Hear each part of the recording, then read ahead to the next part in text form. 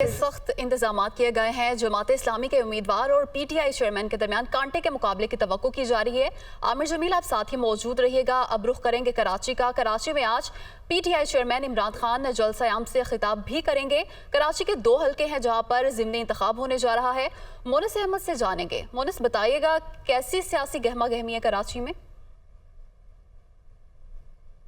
देखिए, कौमी असम्बली के जिन हलकों पे ज़िमनी इंतखाबात होने जा रहे हैं उसमें कराची के NA 237 और NA 239 ये 2 हलके शामिल हैं। और ज़िमनी इंतखाब के लिए जो इंतखाबी मुहिम है वो बहुत ज़्यादा गहमा गहमी और तगड़ी नहीं देखी गई है। यहाँ पे अगरचे सियासी जमातों की जानिब से कॉर्नर मीटिंग्स की जाती रही हैं और डोर टू डोर कैंपेन भी कहीं कहीं देखी गई है, लेकिन बहुत बड़े जलसों का इनेकाद सियासी जमातों की जानिब से नहीं किया गया। आज इंतखाबी मुहिम आखिरी रोज़ है। पीटीआई की जानिब से एक वाहिद ये बड़ा जलसा किया जा रहा है NA 239 में, जिसके लिए शाह फैसल कॉलोनी के इस पंजाब ग्राउंड का इंतखाब किया गया है जहाँ पे मैं मौजूद हूँ। इस जलसे के लिए इंतजामात मुकम्मल कर लिए गए हैं।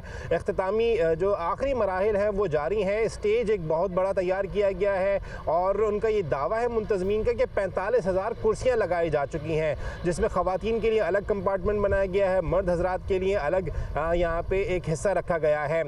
चेयरमैन पीटीआई आज कराची पहुंचेंगे एक रोज़ा दौरे पे दोपहर में, और उसके बाद जो कराची बार है वहाँ पे वकला से भी उनका खिताब मुतवक्के है। साथ साथ जो बल्दियाती उम्मीदवार हैं पीटीआई के, उनका कन्वेंशन है शाम में, उससे भी वो खिताब करेंगे।